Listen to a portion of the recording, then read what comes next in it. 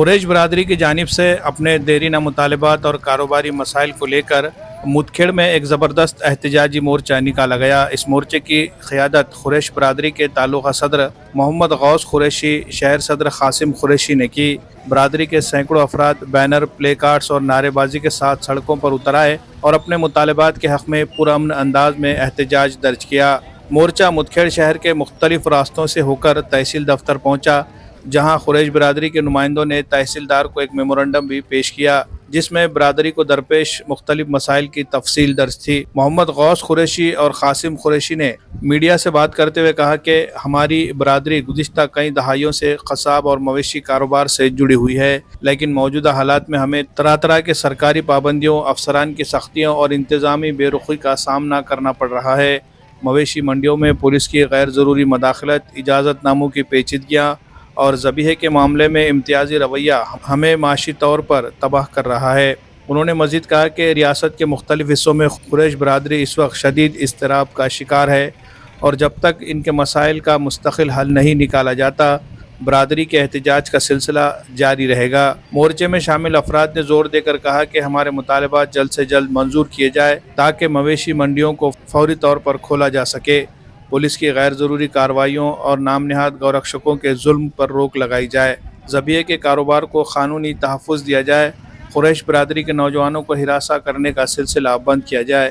मोर्चे के दौरान तहसीलदार ने वफ़द से मुलाकात करते हुए कहा कि इनके मुतालबात आला हुक्काम तक पहुँचाए जाएंगे और जल्द अज जल्द मुमकिन कार्रवाई की कोशिश की जाएगी। खुरैश बरादरी की जानिब से पुरअमन और मुनज़्ज़म तरीक़े से निकाला गया ये मोर्चा शहर भर में मौज़ूए बहस बना रहा। कई समाजी सियासी तंजीमों ने भी इस एहतजाज की हिमायत का ऐलान किया है। Bureau report, one channel news network.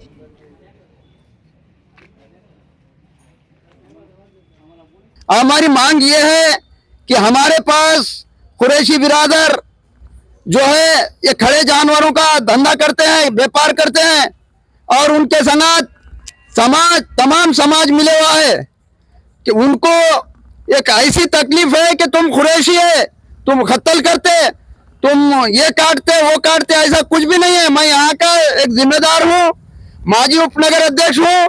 इस वास्ते मैं गवाही देता हूँ कि यहाँ पे ऐसा कोई गलत काम किया नहीं जाता, बल्कि यहाँ पे सब सेवा का काम किया जाता और कोई गैर वाजिबी जानवर को कत्ल किया नहीं जाता। ऐसा मैं अपने और मुदखेड़ के जानिब से बोल रहा हूँ और ये हमारी आवाज को सरकार सुनना चाहिए और इस पे अमल करना चाहिए। इतना बोलकर मैं अपनी बात को खत्म करता हूँ। खुदा हाफिज। कृषी बांधवावर तर अन्याय होतच आहे, त्यासोबत महाराष्ट्रातील शेतकऱ्यावर सुद्धा अन्याय होत आहे। शेतकऱ्याची जनावरे कोणी खरेदी करत नाही। कृषी बांधवांनी खरेदी केली व कुठे नेत दुसऱ्या बाजारात विक्रीसाठी, तर शासकीय अधिकाऱ्यापेक्षा, शासकीय कर्मचाऱ्यापेक्षा इतर लोक की त्यांना धरून जनावरे सोडून करून त्यांच्यावर खोटे गुन्हे दाखल करत आहे, ज्यांना काही अधिकार नाही। जर कोणी करत असेल तो गुन्हा सिद्ध झाल्यावर त्याला शिक्षा द्या, त्याच्यावर कारवाई करा। पण जो फक्त जनावर इथून तिथून दुसऱ्या गावाला घेऊन जात असताना तो कत्तलीसाठी नेत आहे म्हणून त्यांना रस्त्यात अडवून मारहाण करणे, दादागिरी करणे, शासन आपला आहे म्हणून काही करता येत नाही। तरी हा कुरैशी समाज आम्ही लहानपणापासून पाहतो, त्यांच्या आजोबा पणजोबापासून या व्यवसायावर निर्भर आहेत। शासनाकडून त्यांना कोणतीही मदत मिळत नाही। जसं इतर समाजाला शिक्षणासाठी, धंद्यासाठी, रोजगारासाठी, नोकऱ्यासाठी शासन सवलत देते, पण कुरैशी समाजासाठी शासनाकडून कोणत्याही प्रकारची सवलत मिळत नाही। उलट ते स्वतः मेहनत करून आपली उपजीविका भागवतात, पण त्यांच्यावर इतर लोक अत्याचार करतात, गुन्हे दाखल करतात। त्याच्या शासकीय कर्मचाऱ्याचाही काय हात असतो, बिना गुन्हा केल्याशिवाय त्यांच्यावर गुन्हे दाखल करतात। कोर्टाचा आदेश मिळाल्यावरही त्यांची जनावरे सोडत नाही, त्यांचे ट्रक सोडत नाही। कित्येक प्रश्न माझ्याकडे आलते, मी माझ्या सिनियर ॲडव्होकेटकडे पाठविलो होतो। शासनाने, कोर्टाने आदेश दिल्यावर पोलिसांचं काय काम असते, शासनाचं कोर्टाचं आदेशाचे पालन करायचे। जर कोर्टाने आदेश दिला जनावरं सोडा, गाडी सोडा, पोलीसवाले सोडत नाही, अडवणूक करतात। तर माझी कुरैशी बांधवांना त्यांच्या व्यवसाय, त्यांच्या मागण्यासाठी पूर्ण माझा पाठिंबा आहे। तो शासनाला अशी विनंती करतो की हा रोजगार त्यांनी चालू ठेवावा, त्यांना परवानगी द्यावी आणि इतर त्याच्यासोबत त्यांच्या रोजगाराचे संबंध सोडवावेत। त्यांच्या मुलांच्या शिक्षणासाठी त्यांच्या उपजीविकेसाठी काहीतरी योजना शासनाने कराव्या ही माझी स्वतःची अशी मागणी आहे.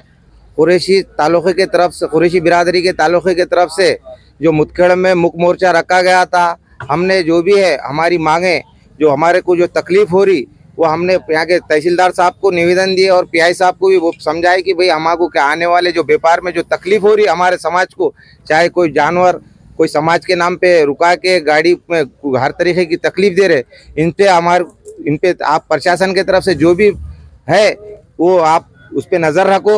हमारे जो होने वाले व्यापार में जो तकलीफ हो रही वो आप हमारा इसमें व्यवसाय है, लेकिन इसमें शेतकरी का माल है, हम एक दूसरे से दूसरे जगह ले आकर ट्रांसफरिंग करते, इसमें शेतकरी भी उतना ये है उतना व्यापारी भी है, इसलिए हमारे तरफ से जो भी हमारे समाज को तकलीफ हो रही हमने इस मौके पे हम तहसीलदार साहब को और पीआई साहब के निवेदन दिए।